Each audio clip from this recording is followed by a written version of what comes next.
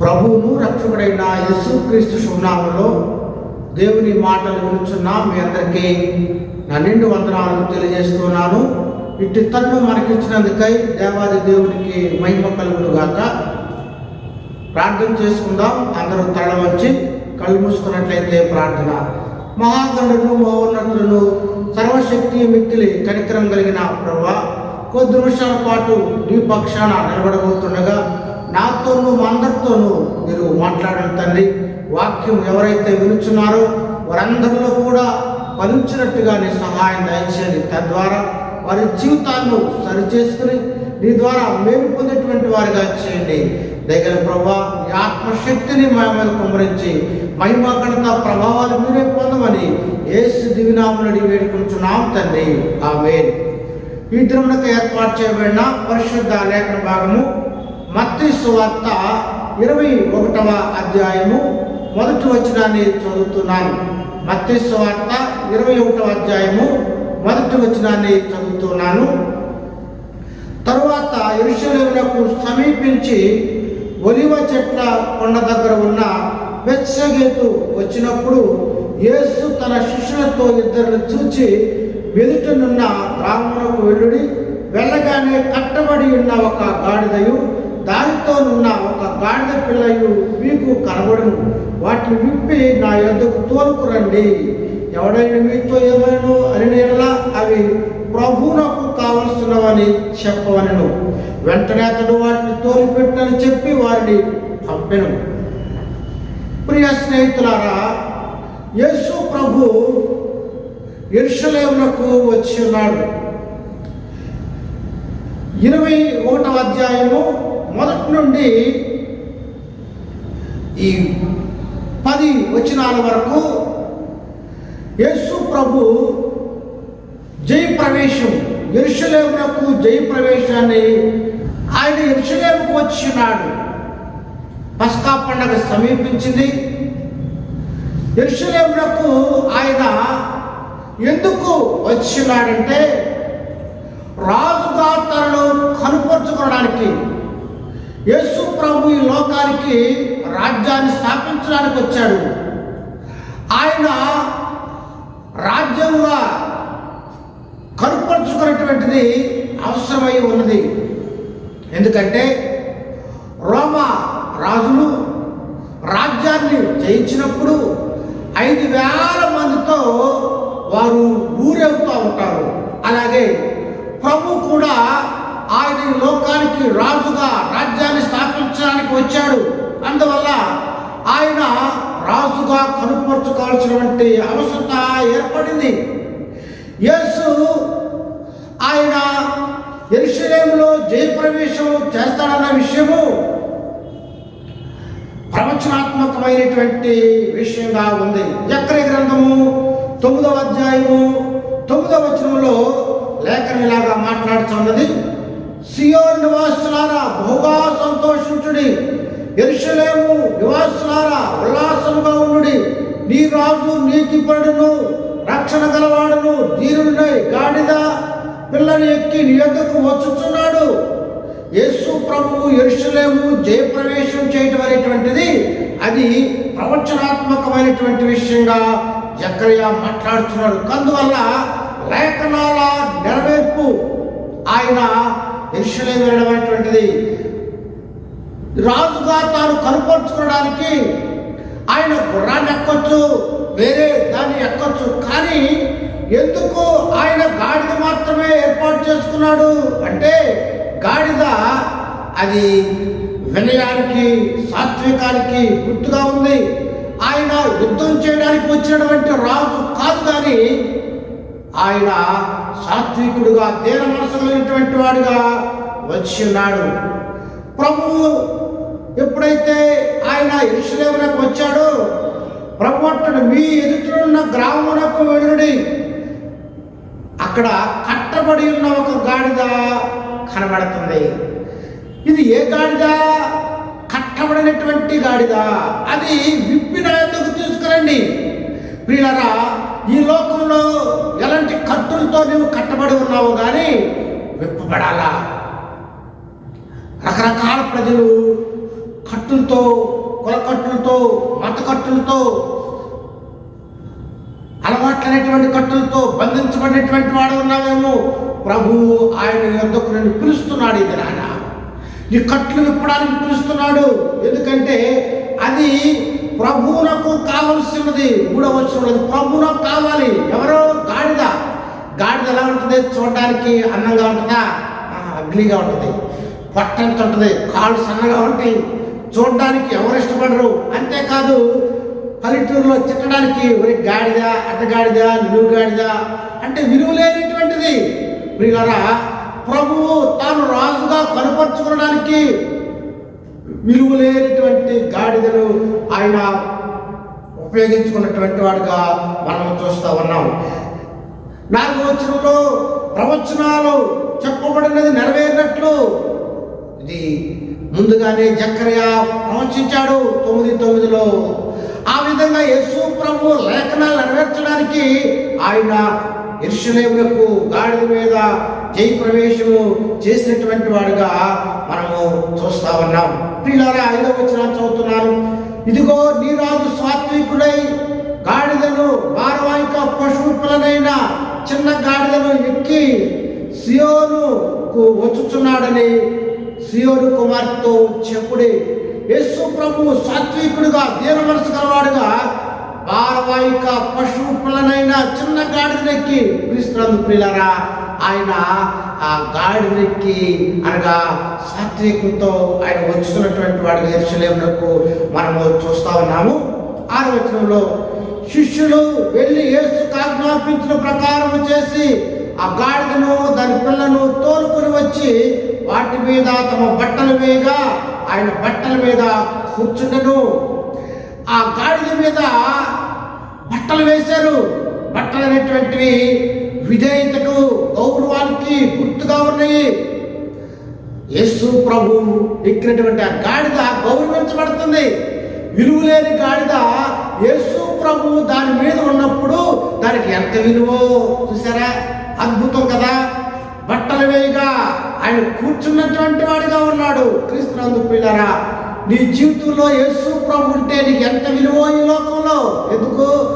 పేతురు, యోహాను కూడా శిష్యులు చదువులేని వారే, కానీ వారు ప్రభుతో కూడా ఉన్నవారని, వారు భూలోకంలో తలకిందులు చేసేవారని భయపడినట్టుగా లేఖనము మాట్లాడుతున్నది. అది గాడిదే, విలువలేదే, కానీ దాని మీద ప్రభు ఉన్నాడు కనుక దానికి విలువ వచ్చిందని మనము జ్ఞాపకం చేసుకోవాలి. 8వ వచనంలో జన సమూహంలోనూ అనేకులు తమ బట్టలు దారి పొడుగులో పరచిరి, కొందరు చెట్ల కొమ్మలు నరికి దారి పొడుగులో పరచిరి. జన సమూహాలలో ఆయనకు ముందు వెలుచున్న వారును వెనుక వచ్చిన వారును దావీదు కుమారునికి జయము, ప్రభు పేరిట వచ్చేవాడు స్తుతింపబడుగాక, సర్వోన్నతమైన స్థలంలో జయమని కేకలు వేస్తున్నారు. చూసారా? ఆ గాడిద మీద ఉన్నటువంటి ముందున్నటువంటి వారు హోసన్నా జయము, దావీదు కుమారుడికి జయము అని కేకలు వేస్తా ఉన్నారు. ప్రభు పేరిట వచ్చేవాడు స్తుతింపబడుగాక. క్రీస్తునందు ప్రియులారా, హోసన్నా అంటే మెస్సయ్యని, మమ్మల్ని రక్షించమని. ప్రియులారా, వారికి ఎవరు చెప్పారు? ఎవరు చెప్పరా? దావీదు కుమారుడు అంటే ఆయన దేవుని కుమారుడని, ఆయన మెస్సయ్యని, ఆయన రక్షించేటువంటి వాడు. హోసన్నా హోసన్నని అక్కడ ఉన్న వారందరూ కూడా పలుకుతున్నటువంటి వారుగా. క్రీస్తునందు ప్రియులారా, యేసును ఒక రాజుగా చూస్తున్నారు. ఆయన మెస్సయ్యగా యూదులు దేని కొరకు ఎదురు చూస్తున్నారు. అలాంటి వాడే ఈయనని హోసన్నా జయమని, రక్షించమని కేకలు వేసినటువంటి వారుగా. 10వ వచనంలో ఆయన యెరూషలేములోనికి వచ్చినప్పుడు పట్టణమంతయు ఈయన ఎవరో అని కలవరపడెను. ప్రియులారా, చూసారా? కలవరము. యేసు ప్రభువు సాత్వికుడిగా గాడిద మీద జయప్రవేశం చేస్తుంటే ఆ పట్టణమంతా కలవరం చూస్తున్నాం. యేసు ప్రభు జన్మించినప్పుడు కూడా ఏ రోజు కుటుంబము అంతా కూడా కలవరపడిపోయింది. కారణం ఏంటి? ఆయన మాట్లాడకపోయినా, ఆయన నోరు కదపకపోయినా, కనీసం ఏడవని కాడ ఏడవలేదు, కానీ కలవరము ఏ రోజు కుటుంబంలో. ప్రియులారా, యేసు ప్రభు సాత్వికుడిగా ఉన్న గాడిద ప్రయాణం చేస్తున్నప్పటికీ పట్టణం అంతా కూడా హోసన్నా హోసన్నమని జయధ్వనులు చేస్తుంటే కలవరపడిపోయింది. క్రీస్తునందు ప్రియులారా, ఆడెంత గొప్పవాడో తెలుసా? 11వ వచనంలో జన సమూహము ఆయన గలిలయలోని నజరేయుడగు ప్రవక్త ఆయన యేసు అని చెప్పిరి. ఆయన యేసు రక్షకుడు, సర్వలోకాన్ని రక్షించడానికి వచ్చినటువంటి మెస్సయ్యగా ఆయన ఉన్నాడని జనసమూహం అంతా కూడా కలవరము. యేసు ప్రభు రాజుగా జయప్రవేశం చేస్తుంటే ఆ యెరూషలేము అంతా కూడా కలవరమును మనము చూస్తా ఉన్నాం. క్రీస్తునందు ప్రియ దేవుని పిల్లారా, 12వ వచనం నుండి 16వ వచనం వరకు కూడా యేసు ప్రభు దేవాలయాన్ని శుద్ధి చేసినటువంటి వాడుగా ఉన్నాడు. ఎందుకు యేసు ప్రభు దేవాలయాన్ని శుద్ధి చేస్తున్నాడంటే ఆ దేవాలయము వ్యాపారంగా మార్చబడింది. అందువల్ల ఆ వ్యాపార కలాపాలన్నీ కూడా తొలగించి దేవుని ఆలయము దేవునికి చెందింది, పరిశుద్ధంగా ఉండాలని ఆయన శుభ్రపరిచినటువంటి వాడిగా మనం చూస్తూ ఉన్నాము. 12వ వచనాన్ని చదువుతున్నాను. యేసు దేవాలయంలో ప్రవేశించి క్రయ విక్రయములు చేయవారందరిని వెళ్ళగొట్టి రూకలు మార్చువారి బల్లలను గోవలం వారి పీఠములు పడద్రోసి నా మందిరము ప్రార్థనా మందిరం అనబడును. క్రీస్తునందు ప్రియులారా, యేసు ప్రభు ఎప్పుడైతే జయప్రవేశంతో దేవాలయానికి వెళ్ళాడో దేవాలయము 3 భాగాలుగా ఉంటుంది. పరిశుద్ధ ప్రదేశము, అతి పరిశుద్ధ ప్రదేశము, ఆవరణము. ఆవరణంలో స్త్రీలు, పేదవారు, సామాన్యులు వస్తారు. అతి పరిశుద్ధ స్థలం మనకు తెలుసు, కేవలం యాజకులు మాత్రమే ఉంటారు. కనుక సామాన్యులు ఉండేటువంటి, స్త్రీలు ఉండేటువంటి ప్రాంతం అంతా వ్యాపారంతో నిండిపోయింది. క్రయ విక్రయములు చేయవారందరూ ఉన్నారు. బ్యాంకింగ్, ఎక్స్చేంజింగ్, కరెన్సీ చేంజింగ్ బ్యాంకులు పెట్టేశారు. అంతేకాకుండా అక్కడ బాహ్య సంబంధమైనటువంటి ఆర్థిక కలాపాలు ఎక్కువైపోయి ఆధ్యాత్మికత తగ్గిపోయింది. భక్తి కంటే వ్యాపారం ఎక్కువైపోయింది, ధన సంపార్జన ఎక్కువైపోయింది. అందువల్ల ప్రభు కొరడా పట్టుకోవాల్సి వచ్చి ఇక్కడ ఈ పేదవాళ్ళు స్త్రీలు ఉండాల్సిన ప్రదేశంలో వ్యాపారం వచ్చేసింది. వాళ్ళకి స్థానం లేదు, అక్కడ స్త్రీలకు స్థానం లేకుండా ఉండిపోయింది. అందువల్ల ప్రభు పేదవారి కనికరాన్ని చూపి వ్యాపార సంబంధమైన కార్యకలాపాల కొరకు ఆయన కొరడా బట్టి సమస్తాన్ని కూడా తొలగించినటువంటి వాడుగా ఆయన ఉన్నాడు. క్రీస్తునందు ప్రియ దేవులారా, ఆయన ఎంత కనికరం గలవాడో పేదల ఎడల మనము చూస్తా ఉన్నాము. లేఖనము మాట్లాడుతున్నది, బైబిల్ చెబుతుంది, వారందరినీ వెళ్ళగొట్టి ఆ వ్యాపారం చేసేటువంటి వారందరినీ కూడా ఆయన వెళ్ళగొట్టేటువంటి వాడుగా ఉన్నాడని లేఖనము మనం చూస్తా ఉన్నాం. ఎంతగా వ్యాపారం చేస్తున్నారంటే పావురము 4 పైసల కంటే తక్కువ, కానీ దేవాలయం దగ్గర 75 పైసల కంటే ఎక్కువ అమ్ముతున్నారు. 20 రెట్లు ఎక్కువ అమ్ముతున్నారని వారికి వేదాంతి చెప్పాడు. అందువల్ల అధిక రేట్లతో ప్రజలు ఇబ్బంది పెడుతున్నటువంటి ఆ క్రయ విక్రయం చివరందరినీ కూడా ఆయన వెళ్ళగొట్టినటువంటి వాడుగా ఉన్నాడు. అనగా పిల్లరా, భూ సంబంధమైనటువంటి వ్యాపార కార్యకలాపాలు దేవుని మందిరంలో ఎక్కువైనప్పుడు ఆయన ప్రడాపట్టినటువంటి వాడుగా మనము చూస్తా ఉన్నాం. ప్రభు అంటున్నాడు, నా మందిరము ప్రార్థనా మందిరము అనబడును. దేవుని మందిరము ప్రార్థనకి అన్ని జనులకు, అనేకులకు దేవునికి స్థానం ఉండవలసింది. వ్యాపారానికి స్థానం అయితే ఆయన కలిగించినటువంటి వాడుగా ఉన్నాడు. ప్రభు అన్నాడు, దొంగగా దాన్ని చేశారు. చూసారా? కానీ ప్రభువు సమస్తాన్ని శుద్ధి చేసినటువంటి వాడుగా ఉన్నాడని లేఖనము సెలవిస్తూ ఉన్నది. 14వ వచనంలో గుడ్డివారును కుంటివారును దేవాలయంలో ఆయన యొద్దకు రాగా ఆయన వారిని స్వస్థపరచను. క్రీస్తునందు ప్రియులారా, అద్భుతం కదా. ఇప్పుడు ఆయన ఎంతో కోపంగా ఉన్నాడు. కోపంగా ఉన్నటువంటి ప్రభు దగ్గరకు కుంటివారు గుడ్డివారు వస్తే ఆయన ఏమనాలి? ఇప్పుడు దాకా పనిచేశాను, ఇప్పుడు దాకా చూడలేదని మీరు అన్నారా కదా? లేదు, ఆయన కనికరం కలిగిన దేవుడు. ఆయన యుద్ధ కూర్చో వారందరి ఎడల కనికరం పూర్ణుడు. ఆయన వారందరినీ తన బలిపీఠం దగ్గర స్వస్థపరిచినటువంటి వాడుగా, దేవాలయం దగ్గర ఆయన కార్యం చేసినటువంటి వాడుగా మనము చూస్తూ ఉన్నాం. 15వ వచనంలో, కాగా ప్రధాన యాజకులను శాస్త్రులను ఆయన చేసిన వింతలను, దావీదు కుమారునికి జయమని దేవాలయంలో కేకలు వేస్తున్న చిన్న పిల్లలను చూచి కోపంతో మండిపడి, మీరు చెప్పుచున్నది విరుచున్నారా అని ఆయన్ను అడిగిరి. అందుకే విరుచున్నాను, వాళ్ళ యొక్కయు చంటి పిల్లల యొక్కయు నోట స్తోత్రము సిద్ధింపజేసింది అని మాట మీరు అన్నాడు చదవలేదా అని వారితో చెప్పి, క్రీస్తునందు ప్రియా దేవులారా, బైబిల్ చెబుతుంది అక్కడ ఉన్నటువంటి ఆ శాస్త్రులు, ప్రధాన యాజకులు అక్కడ జరిగిందంతా కూడా చూసి వాళ్ళు హోసన్నా అంటున్నారు. దావీదు కుమారుడు జయమని చిన్నపిల్లలు ఆ విధంగా దేవుడు మహిమపరుస్తుంటే ప్రభువును వచ్చి ప్రశ్నిస్తున్నారు, ఇదేంటి నువ్వు చిన్నపిల్లలతో మహిమ పొందుతున్నావు? వాళ్ళకి స్తోత్రం చెబుతున్నారు. వాస్తవంగా ప్రియులారా, యూదులు చిన్నపిల్లలకు ప్రాముఖ్యత ఇవ్వరు, వారి ఎడల వారు మంచి భావాన్ని కలిగలేరు. కానీ ప్రభువు ఆయన చిన్నపిల్లల్ని దగ్గర తీసి వారి మీద చేతుల నుంచి ఆశీర్వదించిన వాడు. అంతేకాకుండా కీర్తన గ్రంథంలో ఉంది కదా, బాలుల యొక్కయు చంటి పిల్లల యొక్కయు నోట స్తోత్రము సిద్ధింపజేస్తామని కీర్తన గ్రంథంలో రాయబడి ఉంది.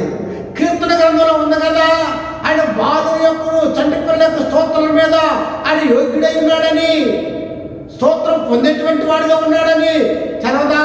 వారు ప్రశ్నించినప్పుడు ప్రభు వాక్యం ద్వారానే వారికి సమాధానం చెప్పినటువంటి వాడుగా ఆయన ఉన్నాడు. పిల్లరా, ఆయన గొప్ప దేవుడు. ఆయన వారు పైకి మాత్రం దేవుడు స్తుతించేటువంటి వారు ఉన్నారు, కానీ వారి హృదయము దేవునికి దూరంగా ఉంది.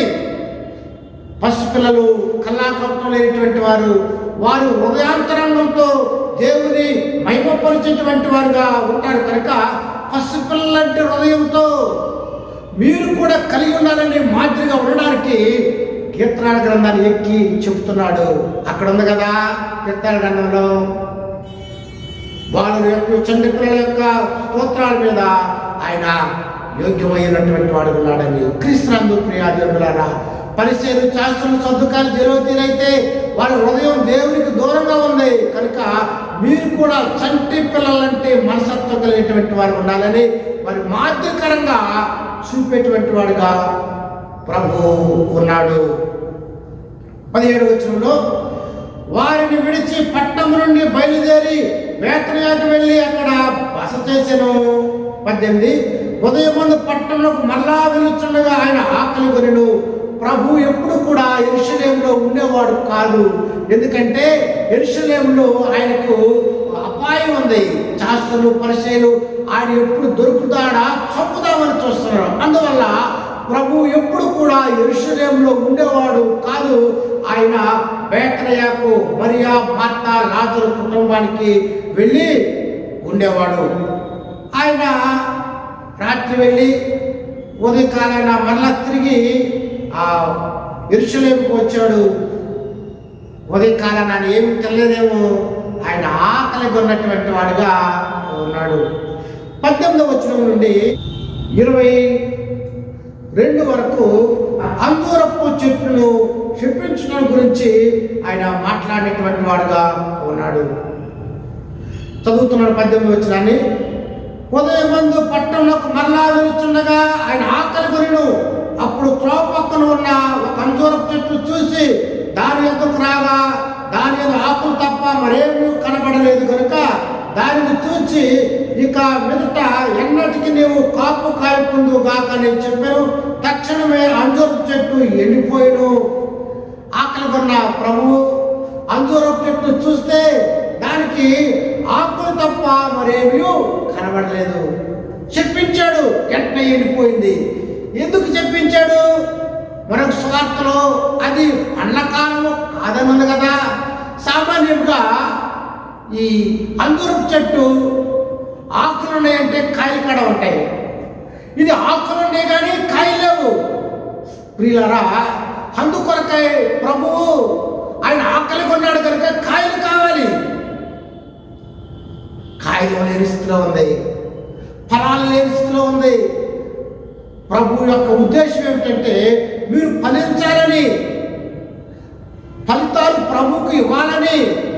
అక్కడ ఉన్నటువంటి శాస్త్రులు పరిచయం కూడా మంచి ఫలాలు ఇచ్చేటువంటి వారిగా ఉండాలని దేవుడు కోరుకున్నాడు. కానీ ఆయన ఆకలి కొని ఉంటే ఆ చెట్టు కాయనివ్వాల్సింది, కాయనివ్వలేకపోతుంది కనుక ఆయన చెప్పించినటువంటి వాడుగా లేఖనము మాట్లాడుతుంది. క్రీస్తునందు ప్రియ దేవులారా, మనం ప్రభువుకు ఫలాలు ఇచ్చేటువంటి వారుగా ఉండాలి. అందుకు బైబిల్ చెబుతుంది, మీరు బహుగా ఫలించడం వల్ల తండ్రి సంతోషించును.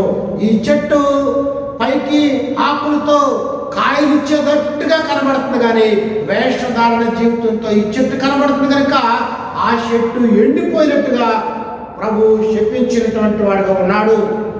అదే వచనంలో శిష్యులది చూచి ఆశ్చర్యపడి అంజూరం చెట్టు ఎంత త్వరగా ఎండిపోయినని చెప్పుకోండి. అందుకు యేసు, మీరు విశ్వాసం కలిగి సందేహపడకుండా ఎడల ఈ అంజూరం చెట్టునకు జరిగిన దానిని చేయుట మాత్రమే కాదు, ఈ కొండను చూచి నువ్వు ఎత్తబడి సముద్రంలో పడవేయుదువు కాకని చెప్పిన ఎడల అలాగ జరుగునని మీతో నిశ్చయముగా చెప్తున్నాను. క్రీస్తునందు ప్రియ దేవులారా, వారు ఆశ్చర్యపడిపోతున్నారు. ఎందుకు ఈ చెట్టు ఎండిపోయింది? ప్రభు అన్నాడు, మీరు విశ్వాసం చొప్పున ఉన్నట్లయితే ఈ కొండ వెళ్ళి సముద్రంలో పడమంటే పడుతుంది. కనుక ప్రభు విశ్వాసం కలిగినటువంటి వారుగా ఉండాలని ప్రభు కోరుకుంటున్నాడు. క్రీస్తునందు ప్రియులారా, దేవుని బిడ్డలు విశ్వాసపూర్ణులు కావాలా? విశ్వాసంతోనే దేవుని బిడ్డలు సింహాలలోకి వెళ్ళారు, అగ్నిగుండంలోనికి వెళ్ళారు. అంతేకాదు, వారు రంపాలతో కోయబడ్డారు. కారణం, వారు విశ్వాసపు వీరులుగా ఉన్నారు కనుక అవేమీ వారిని ఏమీ చేయలేదు. ప్రభు అన్నాడు, మీరు విశ్వాసంతో ఈ కొండ సముద్రం వెళ్ళి పడమంటే పడుతుంది. యేసు ప్రభు కూడా ఆయన తను శపించగానే శపించబడింది. ఆయన ఎంత పరిపూర్ణమైనటువంటి వాడు, ఆయన మాట ఎంత గొప్పదో మనం అర్థం చేసుకుంటాం. కింద ప్రభు 22వ వచనంలో, మరియు మీరు ప్రార్థన చేయనప్పుడు వేటిని అడుగుదురో అవి దొరుకునని నమ్మిన యెడల మీరు వాటన్నిటిని పొందుదురని వారితో చెప్పాను. ప్రియా దేవులార, కింద ప్రార్థన గురించి మాట్లాడుతున్నాడు, పైన విశ్వాసం గురించి మాట్లాడుతున్నాడు, కింద ప్రార్థన గురించి మాట్లాడుతున్నాడు. నమ్మిన యెడల మీరు వాటిని పొందుదురు. చూసారా, మనం నమ్మాలా? నమ్ముటి నీ వల్ల అయితే నమ్మాలి, సమస్తమును సాధ్యమే. అందువల్ల పిల్లరా, దేవుని బిడ్డలు విశ్వాసము ప్రార్థన రెండు రెక్కలే. ఎవరిలో విశ్వాసం ఉంటుందో, ఎవరో ప్రార్థన ఉంటుందో వారి లోకాన్ని జయించేటువంటి వారుగా ఉంటారని లేఖనము మాట్లాడుతూ ఉన్నది. 23వ వచనం నుండి ప్రభు అధికారపు ప్రశ్న గురించి మాట్లాడుతున్నాడు. చదువుతున్నాడు 23వ వచనము. ఆయన దేవాలయంలోకి వచ్చి బోధించుండగా ప్రధాన యాజకులను ప్రజల పెద్దలను ఆయన వద్దకు వచ్చి, ఈ అధికారం వల్ల నీవు ఈ కార్యములు చేస్తున్నావు, ఈ అధికారం ఎవడు నీకు ఇచ్చినని అడగగా, యేసు ప్రభు దగ్గరకు వచ్చి, ప్రధాన యాజకులు ప్రజల పెద్దలు, ఏ అధికారాన్ని బట్టి నీవు ఈ కార్యములు చేస్తున్నావు? ఎవరిచ్చారు నీ అధికారము అని యేసు ప్రభుని ప్రశ్నించాడు. ప్రభు కూడా వారికి ప్రశ్నించడం ద్వారానే జవాబిచ్చినటువంటి వాడుగా ఆయనను మనము చూస్తూ ఉన్నాం. ప్రభు ప్రశ్నిస్తూ ఉన్నాడు, యేసు, నేను మిమ్మల్ని ఒక మాట అడుగుదును, అది మీరు నాతో చెప్పిన నేను ఏది కార్యం వల్ల ఈ కార్యం చేస్తున్నానో అది మీకు చెప్పుదును. యోహానిచ్చిన బాప్తిసం ఎక్కడి నుండి కలిగింది? పరలోకం నుండి కలిగిందా, మనుషుల నుండి కలిగిందా అని వారిని అడిగాను. వారు పరలోకం నుండి అని చెప్పుదువా? అలాగైతే మీరెందుకు అతను నమ్మలేదని మళ్ళీ అడుగును. మనుషుల వల్ల చెప్పుతుమా? జనులకు భయపడుతున్నాము. అందరూ ఎవరు ప్రవక్తని ఎంచున్నారని తమలో తాము ఆలోచించుకొని మాకు తెలియదని యేసునకు ఉత్తరం ఇచ్చెను. ప్రభువును ప్రశ్నించినప్పుడు ప్రభు ప్రశ్నిస్తున్నాడు, యోహాను ఇచ్చిన బాప్తిస్మం ఎక్కడి నుండి కలిగింది? ఎక్కడి నుంచి కలిగింది? మనుషుల వల్ల కలిగిందా? దేవుడిని కలిగిందా? దేవుడిని కలిగిందని అన్నారనుకోండి, మరి మీరెందుకు ఆయన నమ్మలేదు అంటారు. లేదు, మనుషుల వల్ల కలిగింది అన్నారు అనుకోండి, ప్రజలందరూ భయపడుతున్నారు అని ప్రవక్తగా ఎంచుతున్నారు. ప్రజలను కూడా ఆయన ఖండించి మాట్లాడాడు. సర్ప సంతానమా, చేపజాయి పిల్లలు అన్నప్పుడు వారందరూ కూడా ప్రజలు భయపడిపోయారు, బాప్తిస్మం పొందారు, మారుమనసు పొందారు, రక్షణ పొందారు యోహాను ద్వారా. ఎవరి వల్ల మనం చెబుదాము? అట్టన్న బాధ, ఇట్టన్న బాధ కనుక వారేమి చెప్పలేదు. అప్పుడు ప్రభు అంటున్నాడు కదా, యేసులకు ఏ ఉత్తరము చెప్పలేదు, అలాగే ప్రభు కూడా మీకు చెప్పవలసినటువంటి అవసరత లేదు అని చెప్తున్నాడు. సర్వాధికారము కలిగినటువంటి వాడుగా ఉన్నాడని లేఖనము మాట్లాడుతున్నది. 28 నుండి 32 వరకు ఇద్దరు కుమారుల ఉపమానము ప్రభు చెప్పి ఉన్నాడు. చదువుతున్నాను. 28 మీకేమి తోచున్నది? ఒక మనుషునికి 2 కుమారులుండిరి. అతడు మొదటి వాని వద్దకు వచ్చి, కుమారుడా, నేడు పోయి ద్రాక్ష తోటలోని పని చేయమని చెప్పగా వాడు పోరు అని ఉత్తరం ఇచ్చెను. గాని పిమ్మట మనసు మార్చుకొని పోయాను. అతడు 2వ వాని వద్దకు వచ్చి ఆ ప్రకారం చెప్పగా వాడు, అయ్యా పోదునరుడు గాని పోలేదు. ఈ ఇద్దరిలో ఎవడు తండ్రి మాట ఇష్ట ప్రకారం చేసిన వాడని వారిని అడిగాను. యేసు ప్రభు ఒక ఉపమానం చెబుతున్నాడు. తండ్రి ఉన్నాడు, 2 కుమారులు ఉన్నారు. వారిద్దరు కలిసే ఉన్నారు, తండ్రితో పాటు బతుకుతున్నారు, సమానమైనటువంటి హక్కులు కలిగి ఉన్నారు. తండ్రి కుమారుని పిలిచి, నీవు పొలంలోకి వెళ్ళి పని చేయమని చెప్పాడు. కానీ పెద్ద కుమారుడు పోనని చెప్పాడు, వెళ్ళాడు. చిన్న కుమారుడితో కూడా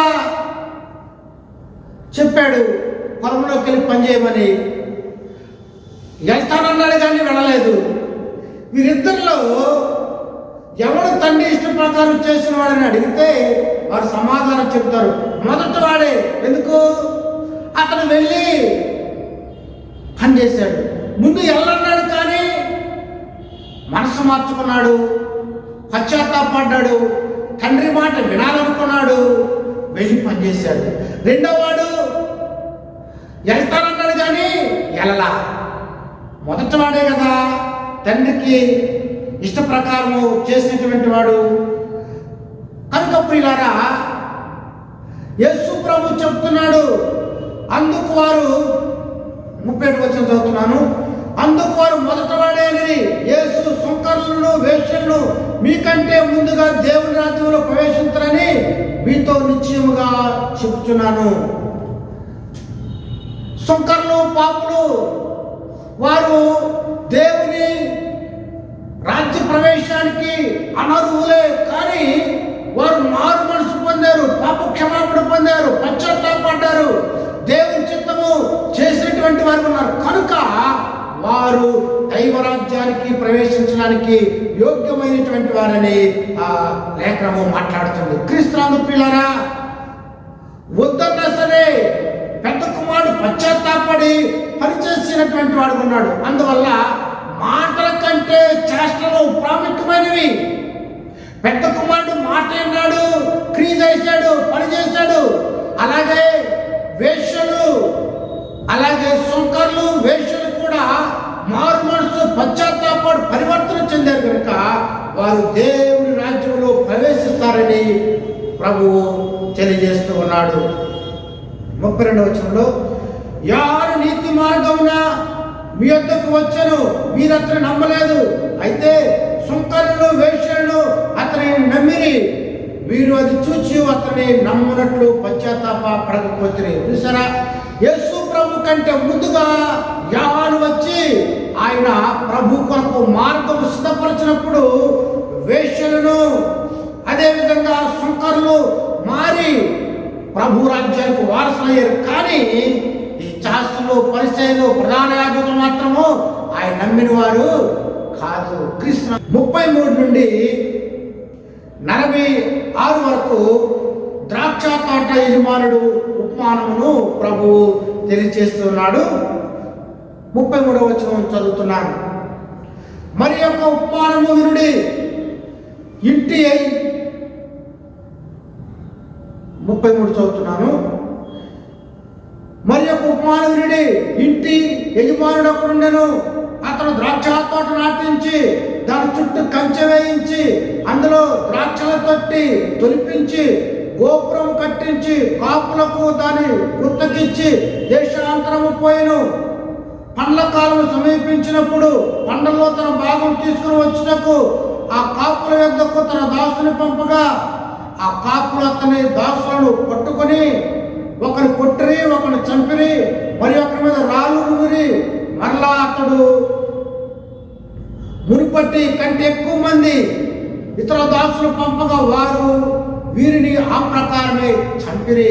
పిల్లల బైబిల్ చెప్తుంది, ఒక యజమానుడు ద్రాక్ష తోటను నాటాడు.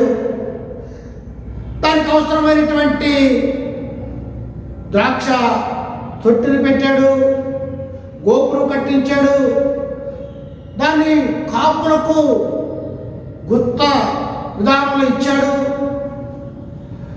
దాని ఫలసాయం కొరకు తనకు రావాల్సిన వాటా రావాలని దాసుల్ని పంపాడు, తనకు రావాల్సింది ఇమ్మని. వారేం చేశారు? పట్టుకుని కొట్టి చంపి మరొకరిని రాళ్ళతో కొట్టి ఈ విధంగా చేశారు. మరికొందరిని పంపాడు తనకు రావాల్సింది ఇమ్మని. వాళ్ళను కూడా దాసులను అదేవిధంగా రాళ్ళతో కొట్టారు, చంపారు, హింస పెట్టారు. తనకు రావాల్సినటువంటి వాటి కొరకై చివరకు తన ఏకైక కుమారుడైన సన్మానించి తనకు రావాల్సిన ఇస్తారని చెప్పి తన కుమారుడిని పంపితే ఆ కుమారుని ఏం చేశారో వాక్యంలో చదువుతాం. 37వ వచనంలో, తుదకు నా కుమారుని సన్మానించుదనుకొని తన కుమారుని వారి వద్దకు పంపెను. అయినను ఆ కాపులు కుమారుని చూసి ఇతడు వారసుడు, ఇతనిని చంపి అతను శాసనం తీసుకుందాం రండిని తమలో తాము చెప్పుకొని అతని పట్టుకుని ద్రాక్ష తోట వెలుపల పడవేసి చంపిరి. చూసారా? తన ఏకైక కుమారుడు పంపితే తన కుమారుడు కూడా చంపి వెలుపల పడవేసిరి.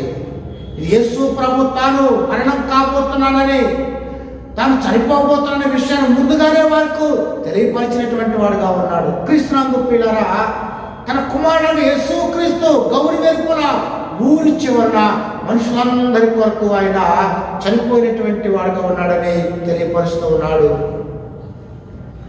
కానీ తనకు కావలసిన ఫలసాయాన్ని మాత్రము వారు ఇచ్చినటువంటి వారు కాదు. 40వ వచనంలో, కాబట్టి ఆ ద్రాక్ష తోట నిర్మాణం వచ్చినప్పుడు ఆ కాపులను ఏమి చేయమనెను.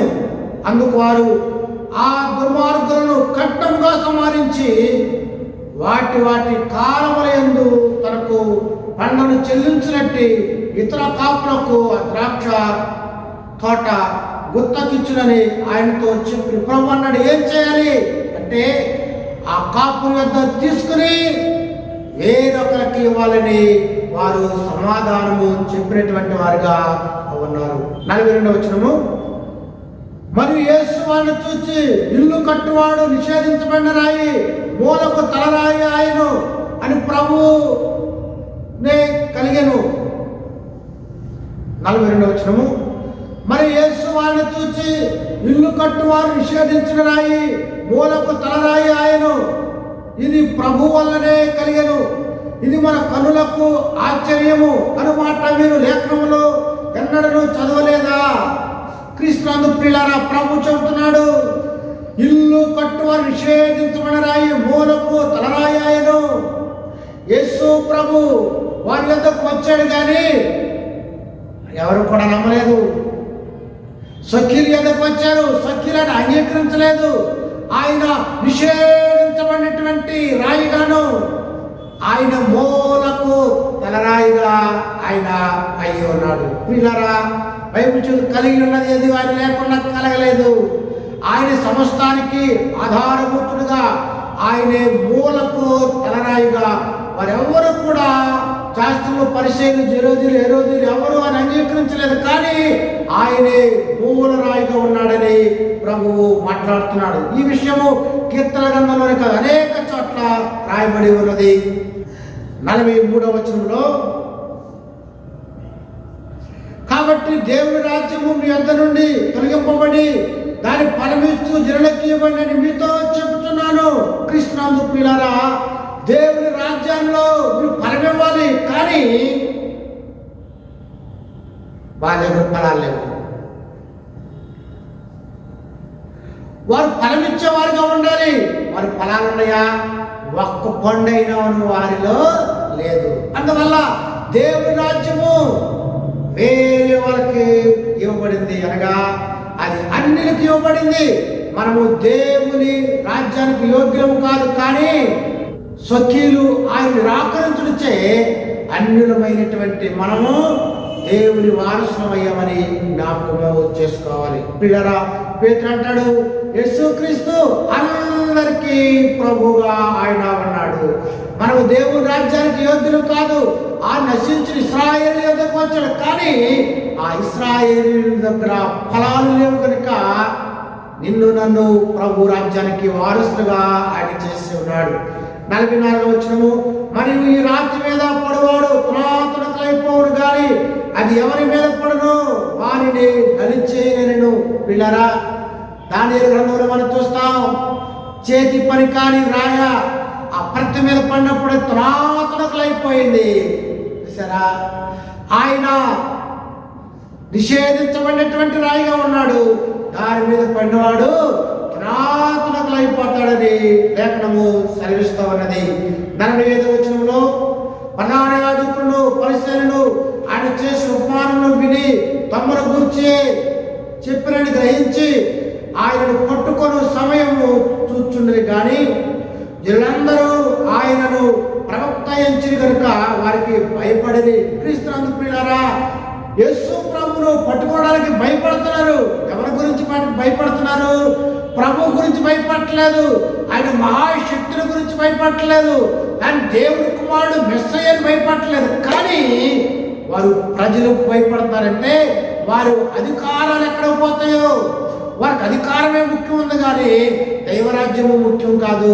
యేసు ప్రభు దేవుని కుమారుడుగా వారు అంగీకరించేటువంటి వారు కాదు. బైబిల్ చెబుతుంది, జనులందరూ ఆయన ప్రవక్త అని ఎంచిరి కనుక భయపడరే.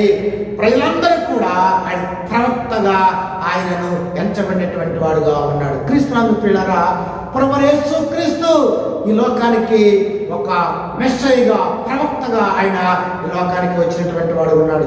ఈ అధ్యాయం అంతట్లో కూడా యేసు ప్రభు జయప్రవేశంతో ఆయన రాజుగా ఉన్నాడని కనుపరచడం అనేటువంటిది అధ్యాయం యొక్క ప్రాముఖ్యమైన విషయం. ప్రియులారా, యేసు రాజు రాజ్యం వెళ్తాడు. ఆ రాజ్యం నిరంతరం కూడా మనం ఉండవలసినటువంటి వారుగా ఉన్నాం. అదే నిత్య రాజ్యం, పరలోక రాజ్యం. ఆ రాజ్యాన్ని ఇవ్వడానికి యేసు ప్రభు వచ్చాడు. కానీ ఆనాడు ఉన్నటువంటి ఆ సుంకర్లు, పరిసయ్యులైతే ఆయనను అంగీకరించినటువంటి వారు కాదు.